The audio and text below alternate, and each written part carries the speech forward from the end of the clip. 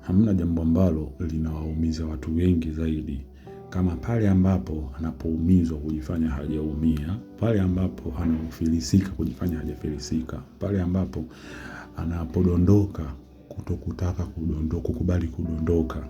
Kwa sababu kitendo cha kujilazimisha kwamba hujaumizwa, hujafilisika, hujadondoka, kinakufanya utumie nguvu kwa akili, utumie nguvu kwa fedha, utumie nguvu hata ya mwili pamoja na concentration yote kutaka kukaa kwenye status ile ile na standard ile ile ambayo ulijiwekea. Kwa hiyo unakuta mtu ambaye labda amepata changamoto ya kifedha.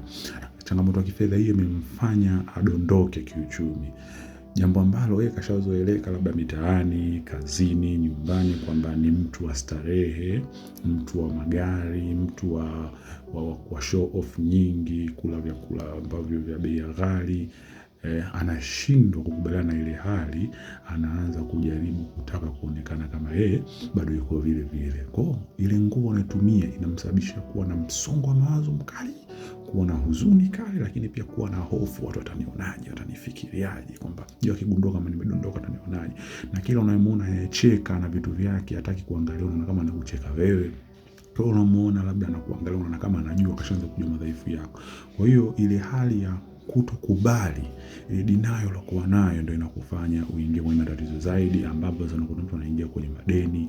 Kama mtu aliumizwa anaingia kwenye mahusiano mengine ambao bado hatajapona ya zamani. Kwa hiyo unakuta anaenda kuumizwa tena, anakuta anaenda kuingia kwenye madeni mazito, na hapo anakuja kuingia kwenye changamoto kali ya kiuchumi, ambapo inakuja kumpelekea matatizo na kuwa makubwa zaidi, ambapo anashindwa kuamua. Kwa hiyo jambo ambalo unatakiwa kulifanya, ukijiona unadondoka, kubali kudondoka, adapt na hali ya chini, alafu anza kupanga mipango ya kurudi juu. Kwa sababu kitendo cha kukataa kudondoka, kutokukubali, maana yake bado unairuhusu ile hali iendelee kukula taratibu taratibu, kwa hata uwezo kujiamini kurudi ulipotoka unakushinda.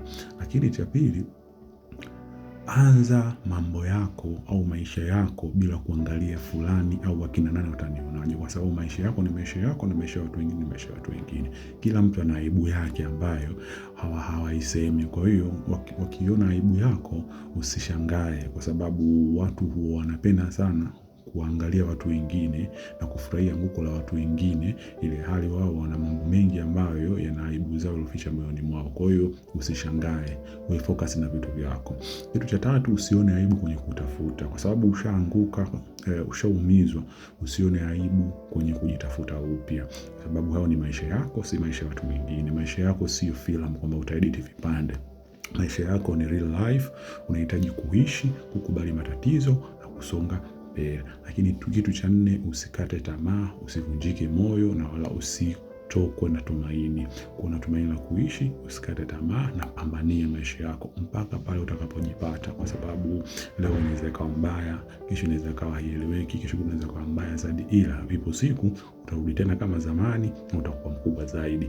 Nao ushuhuda watu wengi ambao walikuwa wako juu wakadondoshwa na watu ambao wanawaamini, lakini baadaye wakakubali ile hali, wakaanza taratibu taratibu wakawa wakubwa zaidi ya walivyokuwa hapo zamani. Kwa hiyo hata wewe kama unapitia changamoto ya aina hiyo, ulikataliwa na mpenzi ambao unampenda na kusaliti, kubali hiyo hali, jipokee, jikusanye, ipo siku utampata mkubwa na mzuri zaidi ambaye atakujali zaidi. Umefukuzwa kazi, utapata kazi nyingine nzuri.